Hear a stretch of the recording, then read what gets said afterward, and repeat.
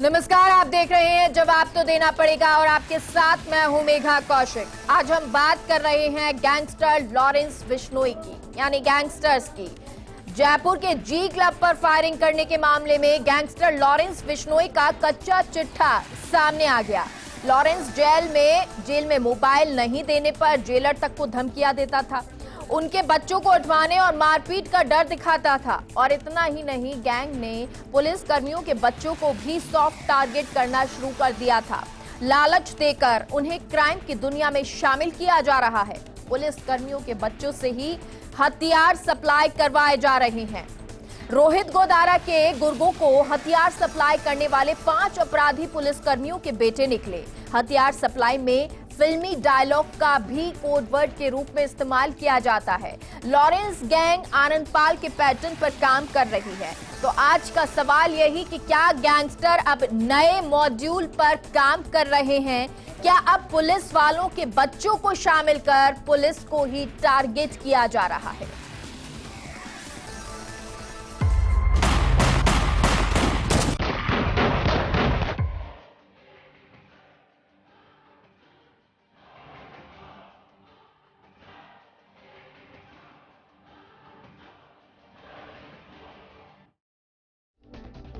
और आज इस पर चर्चा करने के लिए हमारे साथ खास मेहमान मौजूद हैं। प्रतीक सिंह कांग्रेस नेता, मनीष पारिक बीजेपी नेता, केसर सिंह रिटायर आईपीएस, अनीता गौतम मनोचिकित्सक हैं। सबसे पहले केसर सिंह जी, आपका ही रुख, क्यों इस तरह से ये मॉड्यूल क्रिएट किया जा रहा है? टारगेट किए जा रहे हैं पुलिस कर्मियों के बच्चे। ये एक संयोग हो सकता है कि पुलिस कर्मियों के बच्चे इस अपराध में लिप्त पाए गए हों, और ये भी एक महज संयोग है कि जिस गैंगस्टर की हम बात कर रहे हैं वो भी एक पुलिसकर्मी का बेटा है। इसके पिताजी भी हरियाणा पुलिस के कांस्टेबल रहे हैं, जिन्होंने कालांतर में नौकरी छोड़ करके किसानी का काम शुरू कर दिया। और चूंकि पुलिस के बच्चे दिन भर उसी परिवेश में रहते हैं जिसमें उनके माँ बाप, उनके पिताजी काम करते हैं, तो ये सहज संयोग हो सकता है। और कुछ सर, लेकिन 5 ऐसे बच्चे आए, मतलब 5 पुलिस कर्मियों के बच्चे ऐसे पकड़े गए हैं हाल ही में जो केस सामने आया। इसको हम एक सामान्यकरण नहीं कह सकते कि पुलिसकर्मियों के बच्चों का अपराधीकरण हो रहा है। एक संयोग है कि इस अपराधी जिसका परिवेश भी जिसने पुलिस का अन्न खाया, और वो ऐसे परिवेश के बच्चों को, उसी पुलिस परिवार के बच्चों को अगर अपराध में धकेल रहा है, तो ये इसका एक घृणित कृत्य है। लेकिन मैं ये नहीं मान सकता कि पुलिस वालों के बच्चे हैं वो अपराध की ओर अग्रसर सर, लेकिन ये भी तो हो सकता है कि टारगेट किया जा रहा हो, जिससे कि जो दूरियां हैं वो खत्म हो। ये आनंदपाल केस में भी नजर आया था। आनंदपाल जैसे पुलिस कर्मियों से नजदीकियां बढ़ाता था और कोशिश करता था पुलिस कर्मियों से बातचीत हो, जिससे कि जो ऐसी बातें हों, जो सिक्योरिटी से जुड़ी हुई बातें हों, उनको वो पता कर सके। आनंदपाल के मामले में और दूसरे अपराधियों के मामले में ये बात जरूर सामने आई है। चूंकि चालानी गार्ड के जो मेंबर्स होते हैं वो ट्रैवलिंग के दौरान उनके निकट संपर्क में रहते हैं, तो उनका आपस में जिस तरह का संवाद होता है, तो बहुत सारी बातें जो उनको आपस में शेयर नहीं करनी चाहिए वो भी शेयर हो जाती हैं। कुछ पुलिस कर्मियों में भी अपराधीकरण की प्रवृत्ति है, जो उसके भी कई उदाहरण सामने आए हैं। विगत दिनों जो मुठभेड़ हुई हैं उनमें भी कई पुलिसकर्मियों का इन्वॉल्वमेंट आया है। लेकिन हम इस बात को स्वीकार नहीं कर सकते कि बदलते परिवेश में पुलिस का अपराधीकरण बढ़ा है। ये सदियों से हर तबके में, हर विभाग में, हर कर्मचारी के मन में किसी न किसी रूप में अपराध की प्रवृत्ति रही है। पुलिस भी इससे अछूती नहीं है।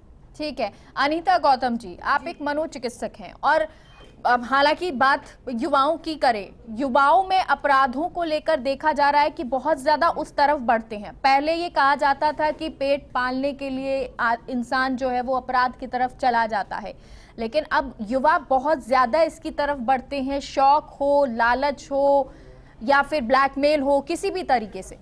देखिए, बिल्कुल आप सही कह रहे हैं कि आज का युवा वर्ग है बहुत ज़्यादा अपराध की तरफ बढ़ रहा है। इसके बहुत सारे कारण हैं कि कोई वजह, एक तो ये वजह हम बहुत ज़्यादा मान सकते हैं कि आज का जो सोशल मीडिया, या फिर हम बोल सकते हैं नेट, या जितना हमें नेट के ऊपर एग्रेशन शो कर रहा है या न्यूडिटी प्रोवाइड कर रहा है, वो सब जो हमारे युवाओं के ऊपर एक बहुत बड़ा नेगेटिव इफेक्ट डाल रहा है, जिसकी वजह से जो एग्रेशन है उसके प्रति जो हिंसा है उसके प्रति संवेदनशीलता युवाओं की, बच्चों की, टीनेजर्स की खत्म हो गई है। इसलिए किसी को भी थप्पड़ मारना, किसी के ऊपर भी हाथ उठाना या किसी को भी गोली मारना उनके लिए एक हिचक नहीं रहती। वो उनको एक नॉर्मल सा वो मानते कि नहीं, हमारी बात कोई नहीं मानेगा तो हम उसका नुकसान करेंगे। दूसरी बात, आज के जैसे जमाने में कि तुम्हारे पास अगर फोन है मेरे पास नहीं है, या तुम्हारे पास ये चीज़ है मेरे पास ये नहीं है, एक लालच। अगर मेरे पास भी वही चीज़ है, ऑब्वियसली अगर मेरे माँ बाप मुझे नहीं प्रोवाइड कर रहे तो मैं किस तरीके से गलत तरीके से वो चीज़ अपनाऊंगा।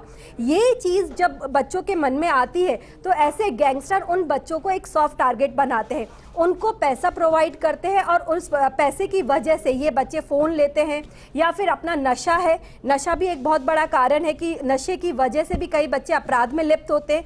ये बहुत एक वजह नहीं है, बहुत सारे कारण हैं जिनकी वजह से अपराधीकरण होता जा रहा है। कानून तो वही है, पहले डर था, क्या अब डर खत्म हो गया है? हाँ, ये मैं कह सकती हूँ कि धीरे धीरे कहीं ना कहीं युवाओं के मन में या फिर आम जनता के मन में पुलिस का भय, कानून का भय कहीं ना कहीं खत्म हो रहा है। जिस वजह से हमने कई बार ऐसे केसेस भी देखे कि लोग बाग अपराध करते हैं और अपराध करने के बाद फेसबुक पर, सोशल मीडिया पे अपनी वीडियोस तक डाल देते हैं। मतलब उनको ये भी डर नहीं है कि कोई कभी हमको पकड़ेगा या हमें इसकी सज़ा होगी।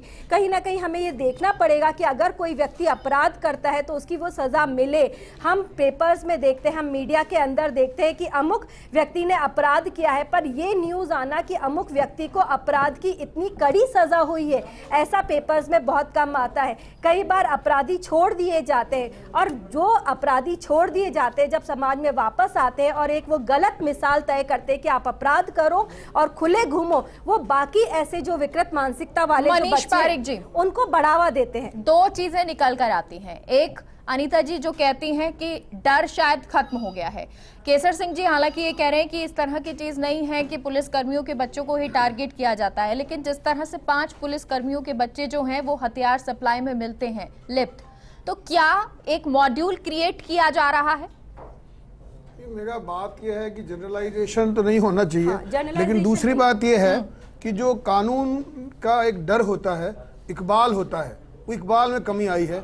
8000 निर्दोष लोग मारे गए राजस्थान में और इफेक्टिवली कार्रवाई ये हुई कि अभी दबिश दे रही है पुलिस। आज मैंने देखा अभियान में 1000 ऐसे लोगों के यहाँ पे दबिश दी है, उनको गिरफ्तार किया है, कुछ की सूचनाएं जुटा रही है, तो अभियान पुलिस चला रही है। लेकिन मैं निवेदन करना चाहता हूँ तो फिर राजस्थान सरकार को बधाई भी देनी चाहिए आपको। नहीं, मैंने आपको लगातार निवेदन कार्य कर रही है, पुलिस ये काम कर रही है, अपराध का ग्राफ बढ़ता जा रहा है। ये कानून की आप कोशिश करेंगे, कर रही है तो राज्य सरकार, नेतृत्व किसका है? पर देखो, जब तक रिजल्ट नहीं आता है ना, आम जनता को रिजल्ट मांगते हैं। ये पुलिस की कार्रवाई बहुत लंबी चलती है और हम भी देख रहे हैं। उस कार्रवाई का अगर एंड रिजल्ट नहीं मिलता है और वो अपराधी खुली हमारे समाज में घूम रहा है, हमारे पड़ोस में, मुझे नहीं मालूम कि मेरे पड़ोस में रहने वाला एक अपराधी है, जैसे कि कई बार देखा गया बलात्कारियों का चेहरा तक ढक कर, ताकि उसकी पहचान नहीं उजागर हो, उसको समाज में खुला छोड़ दिया जाता है। ये क्या मिसाल देंगे हम समाज को? ये गलत मिसाल ही है। तो कि आप कोई भी अपराध करो और खुले घूमो, तो कहीं ना कहीं तो डर खत्म करता है। मनीष जी, मैं निवेदन कर रहा था, यही बात इन्होंने कही है अनीता जी ने, जो मैं कह रहा था, कानून का इकबाल खत्म हुआ, उसके पीछे सरकार का सीधा सीधा इकबाल खत्म होता है। जो कोशिशें की जाती है वो अभी इनको अभियान चलाना पड़ रहा है, इसका मतलब रूटीन में इनका काम अच्छा नहीं है। अपराध बढ़ गए, अपराधी बढ़ गए हैं, इसलिए अभियान चलाना पड़ रहा है। अगर कानून व्यवस्था कंट्रोल में होती, मैं आपको निवेदन करना चाहता हूं कि भाजपा सरकार ने रेगुलर इनकी मॉनिटरिंग करने के लिए एसपीज की मीटिंग हर महीने में रखी थी। उससे इस सरकार ने सबसे पहले खत्म कर दी, क्योंकि बीजेपी ने किया था। दूसरी बात, यूपी में जो अपराधी भाग कर आ रहे हैं वो राजस्थान में बढ़ गए। मध्य प्रदेश में अपराध का काम ग्राफ कम हो रहा है, उत्तर प्रदेश में कम हो रहा है और राजस्थान में बढ़ रहा है। सबसे ज्यादा इसलिए मैं आपको कहना चाहता हूं, ये कांग्रेस की सरकार, ये जो सरकार बचाने की कोशिशें हैं, इनको कोरोना काल के वहाँ पे 5 स्टार होटल में अब बचाना है, उनको अपने विघटन से रोकने की कोशिशें हैं, एमएलएस को सब पावर दे देना है, एमएलएस एक छोटे मिनी मुख्यमंत्री बन गए हैं, केवल मुझे समर्थन दो, मेरी सरकार बचाओ और एंजॉय करो। ये जो एटीट्यूड है वो अपराधियों के हौसले बुलंद करने वाला है। जी प्रतीक जी, जवाब दीजिए। देखिए, मुझे लगता है कि आज की डिबेट जो होनी चाहिए थी वो इस सकारात्मक होनी चाहिए थी, उसमें राजनीति नहीं घुसानी चाहिए थी। लेकिन फिर भी मैं इनके सवालों का जवाब दे देता हूं कि पिछले 45 दिन में राजस्थान की पुलिस ने 12,000 बदमाशों को पकड़ा है। और जो जनता को पता लगना चाहिए वो ये भी पता लगना चाहिए कि लगभग 1 महीने में 9% अपराध कम हुए हैं। कल का अखबार पढ़ लीजिए और आज का अखबार पढ़ लीजिए। आज के अखबार में भी ये आया है कि जयपुर पुलिस ने लगभग 500 जो अपराधी हैं उनको पकड़ा है। तो लगातार राजस्थान की पुलिस ये काम कर रही है। मैडम प्लीज, मैं बोलूं, मैं आपके बीच में नहीं बोला था। तो उसके बाद में आप देखिए लगातार कार्य कर रहे हैं। और उत्तर प्रदेश से तुलना करना मुझे तो लगता है कि बिल्कुल लाजमी नहीं है, क्योंकि उत्तर प्रदेश तो अपराधों में नंबर 1 है, मध्य प्रदेश भी टॉप 5 में और उत्तर प्रदेश भी टॉप 5 में। राजस्थान की पुलिस लगातार, आप मुझे बता दीजिए पूरे हिंदुस्तान में कौन सा प्रदेश ऐसा है जहां पर इस तरीके की मुहिम चला करके पिछले 45 दिनों के अंदर 12,000 अपराधियों को पकड़ा गया हो?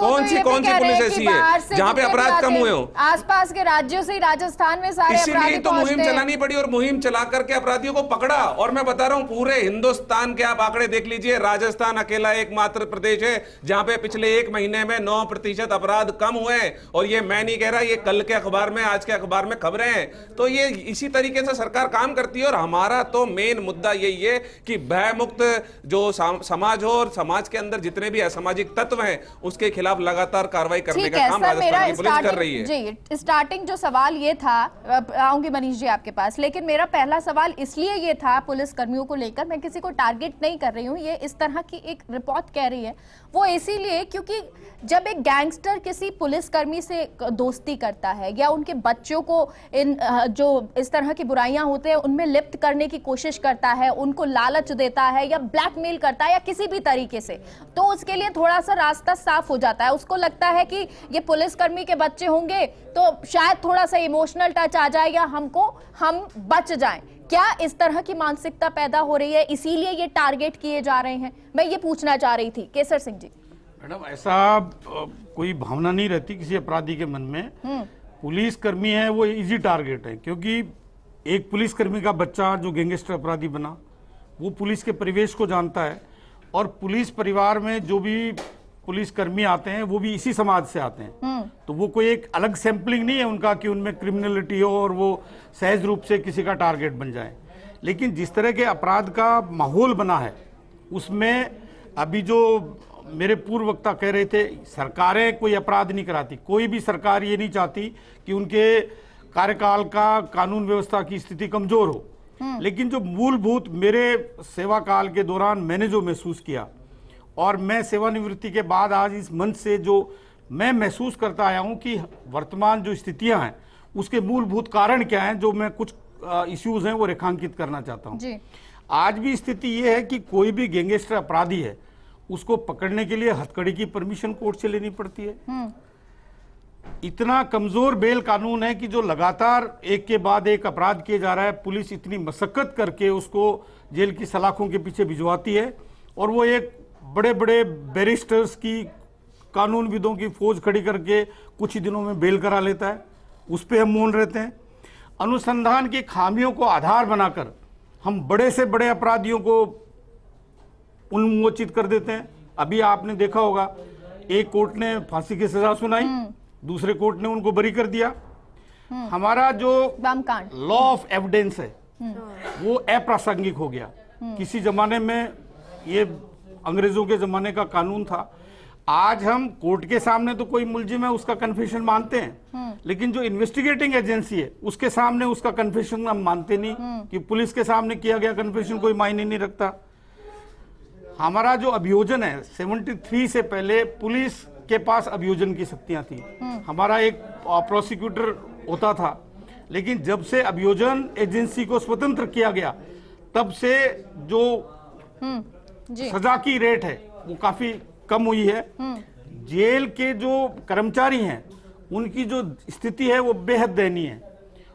एक तरफ तो वो थोड़ी सी सख्ती करते हैं, मानवाधिकार एजेंसियां एक्टिव हो जाती है, उनकी शिकायतें होती है, संसाधनों का नितांत अभाव है, और जितने भी बड़े गैंगस्टर हैं वो जेल को सबसे बड़ा अपना आरामगाह और सुरक्षागाह समझते हैं, क्योंकि वो जब तक जेल में है तब तक पुलिस उनका कुछ बिगाड़ नहीं सकती। वो जेल से बाहर निकलते हैं, पेशियों पे जाते हैं, तो वो अपने कानूनविदों को कोर्ट के माध्यम से दखल करवाते हैं कि इनका सीसीटीवी कवरेज में रखा जाए कि इनके साथ किसी तरह की कोई ज्यादती नहीं हो। ठीक है, अब सर इस पे दो सवाल मेरे खड़े होते हैं। एक तो सवाल ये कि जब इस तरह सी चीजों को देखते हैं, बहुत सारी खामियां आपने बताई, उनमें डेवलपमेंट होना चाहिए, यानी उन खामियों को खत्म करना चाहिए, ये कौन करेगा? दूसरा सवाल ये कि जब इस तरह की चीजें देखी जाती है युवाओं के द्वारा तो वो आकर्षित होते होंगे, उनको ये लगता है कि गैंगस्टर बचा हुआ है। अब हाल ही में जिस तरह वो लॉरेंस बिश्नोई का वीडियो आया, उस वीडियो के बाद लोगों को लगा कि जेल में बैठे हुए ये वीडियो दे रहा है, ये इंटरव्यू दे रहा है, वहां पर फोन मौजूद है, तो बंदूक दिखाओ। युवाओं के लिए ये खास तौर पर उनको ये लगता है बंदूक दिखाओ और चलिए उसके बाद आपकी चल पड़ी। मैम, दो तीन चीजें हैं, सरकार कांग्रेस की है चाहे बीजेपी की है, सरकारों को ये तय करना पड़ेगा कि इस तरह के अपराधों को रोकने के लिए जो कानून में खामियां हैं उनको दूर करना है। ये विधायिका का काम है और विधायिका को एक स्वर में जो कानून की खामियां हैं जिनका लाभ उठाते हुए अपराधी निरंतर अपराध किए जा रहे हैं उनको एक झटके में दूर करना चाहिए। सबसे बड़ी एक मजाक की स्थिति है कि अवैध हथियारों के कॉग्निजेंस के लिए प्रोसिक्यूशन सैंक्शन की आवश्यकता पड़ती है। एक तरफ तो अवैध हथियार मिले और उसका चालान पेश करने के लिए डिस्ट्रिक्ट मजिस्ट्रेट की अनुमति की आवश्यकता हो, इससे बड़ा वर्तमान परिप्रेक्ष्य में कोई मजाक नहीं हो सकता। जेल में सारी सुरक्षा की व्यवस्थाओं को धत्ता मार के भेजते हुए मोबाइल पहुंच जाते हैं और उसका अपराध है वो बहुत छोटा सा है। जी जब ठीक तक है। अब ये दोनों सवाल आपसे, प्रतीक जी भी मनीष जी, आप दोनों से है। पहले प्रतीक जी आप जवाब दीजिए, क्यों इस तरह की व्यवस्थाएं, इनको विधायकी के द्वारा क्यों सही नहीं किया जाता? और जो बात अनीता जी ने भी कही कि डर होना बहुत जरूरी है, डर कब आएगा? जो खामियां केसर सिंह जी बता रहे हैं जब वो खत्म होंगी। देखिए, मैंने अभी बताया कि डर जब आएगा जब अपराधियों के ऊपर कार्रवाई होगी, उनको जेल के अंदर डाला जाएगा, उनकी धरपकड़ की जाएगी और उनको सख्त से सख्त सजा दी जाएगी, जब ही अपराध में कमी आएगी। और इसी का नतीजा यह है कि लास्ट 45 दिन में लगभग 12,000 अपराधियों को पकड़ा और 1 महीने के अंदर लगभग 10% की अपराधों में कमी आई है। दूसरी बात, मुझे ऐसा लगता है कि थोड़ा जनरलाइज करना है, तो अगर जनरलाइज करेंगे तो यह हो सकता है कि जो इनका जो सॉफ्ट टारगेट है वो युवा हैं। आप पुलिस के बच्चों की बात मत कीजिए, बट युवा हैं। और युवा इसलिए है कि इस देश में बेलगाम बेरोजगारी और बेलगाम महंगाई बढ़ती जा रही है। लोगों के पास नौकरी नहीं है करने को, अब उसको खाने के लिए तो कुछ चाहिए ना। तो अगर महंगाई बढ़ती जाएगी, बेरोजगारी बढ़ती जाएगी, तो उनको एक सॉफ्ट टारगेट दिखता है गैंगस्टर्स को कि युवाओं को आप पकड़िए, युवाओं को पैसा दीजिए और उनसे कुछ भी काम करा लीजिए। तो सरकारों को, जो केंद्र सरकार है जो महंगाई पे लगाम नहीं लगा पा रही है, पहली चीज तो उनको महंगाई पे लगाम लगानी चाहिए और रोजगार के अलग अलग अवसर पैदा करने चाहिए। और अगर ये करा जाएगा तो आप देखेंगे लगातार अपराधों के अंदर कमी आएगी। राजस्थान सरकार उसी पे काम कर रही है। आपने अभी 1 महीने का आंकड़ा देखा है, अभी आप आगे जाएंगे और 2-4 महीने में तो लगातार अपराध कम होंगे। देखिए सर, प्रतीक जी, कुछ चीजों के लिए तो बताया उन्होंने, केसर सिंह जी ने, कि हथकड़ी जो है वो उसके लिए पूछना पड़ता है। देखिए एक मिनट में आप दोनों सवालों के जवाब दे दीजिएगा। अनीता जी को सुनिए। इन्होंने कहा कि 1 महीने के अंदर 10 से 12,000 लोग पकड़े गए। पकड़ते तो हम बहुत बार है, पुलिस बहुत बार पकड़ती है, बात है सजा कितनों को मिलती है, बात वहीं तो आके अटक रही है। सजा ही तो नहीं मिलती अपराधियों की, वो पकड़े जाने के बाद ही तो खुला छोड़े जाते हैं, तभी तो हमारे समाज में खुला घूम रहे हैं।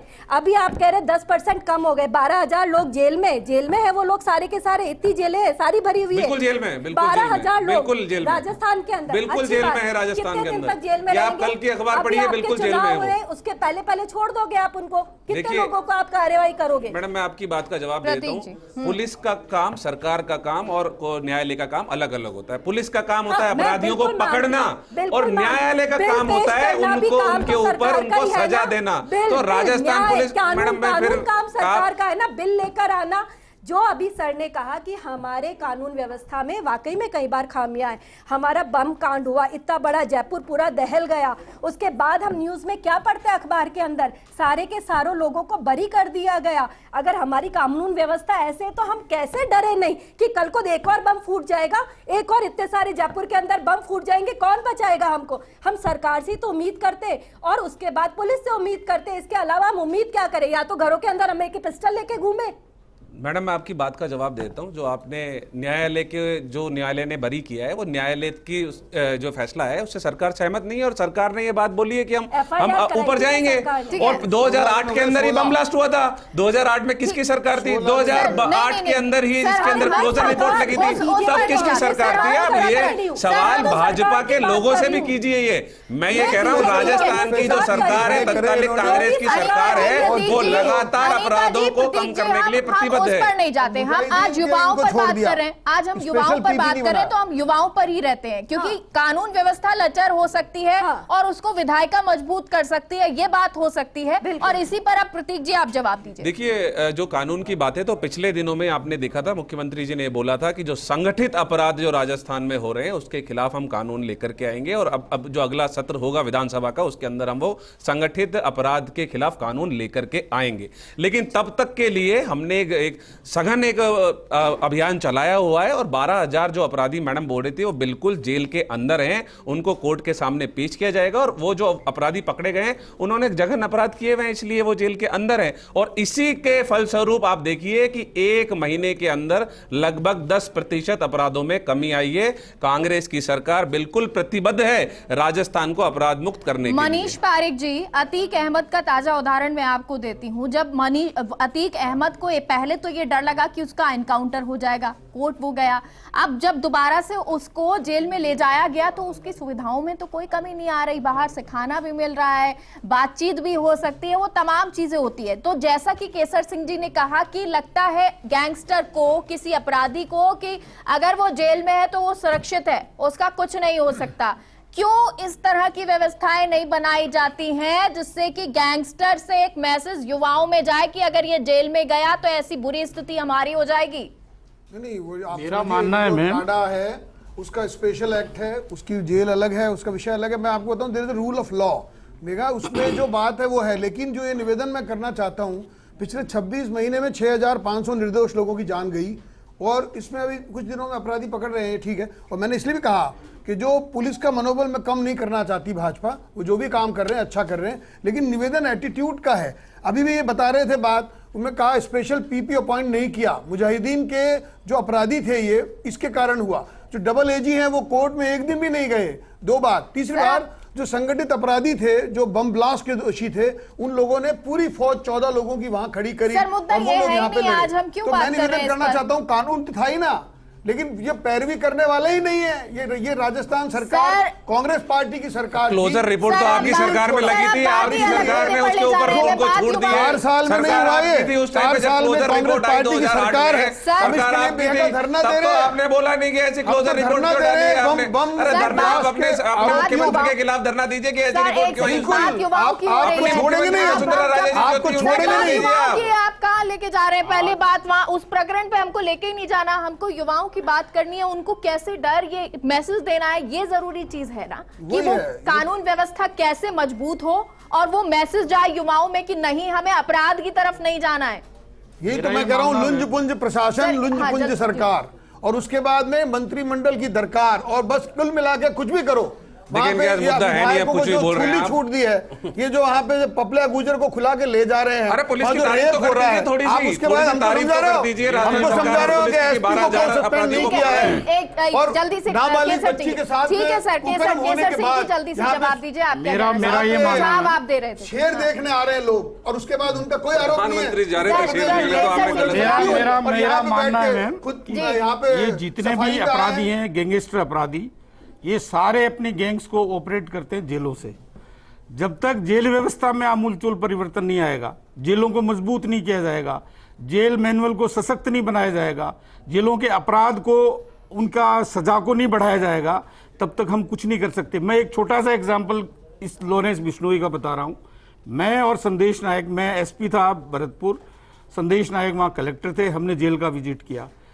ये 3 बैरिक लेके बैठा हुआ था इंडिपेंडेंटली, 2-3 इसके सेवागार लगे हुए थे। किसी जेल के कर्मी की ये हिम्मत नहीं थी कि इसको कोई टोक दे। हमने इससे सारे जेल के टॉयलेट साफ कराए। इसका जो हाई हेडनेस थी इसकी, कि कोई इसके सामने देख नहीं पा रहा था, सारे जनरल बैरिक्स के टॉयलेट इससे साफ कराए। इसको ये मैसेज दिया कि तुम हीरो नहीं हो, तुम अपराधी हो, और अपराधी की तरह रहो। जब तक इन अपराधियों के साथ इस तरह का ट्रीटमेंट नहीं होगा, वहां हम मजबूत नहीं करेंगे जेलों की व्यवस्था को, तब तक इस व्यवस्था में सुधार आएगा नहीं, चाहे हम कोई यही कानून सवाल बनाएं। खड़ा होता है कि क्यों नहीं होती इस तरह की व्यवस्थाएं मजबूत जेल में। ये विधायिका का दायित्व है।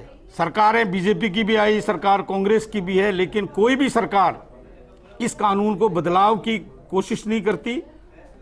इस प्रश्न का उत्तर तो ये विधायिका के माननीय सदस्य ही दे सकते हैं कि उनके मन में ये विचार क्यों नहीं आता। नहीं, लेकिन आपने जो एटीट्यूड अपनाया वो अपनाया जा सकता है ना, उसमें तो कोई कानून की जरूरत ही नहीं है। लेकिन ये जो लोग केवल जी हुजूरी करने वाले ऑफिसर को अपने हिसाब से तैनाती देते हैं, विधायक के कहने पे अगर एसपी तैनात होंगे, अगर मंत्री के कहने पर वहां पर डीआईजी लगेंगे, तो यही होगा।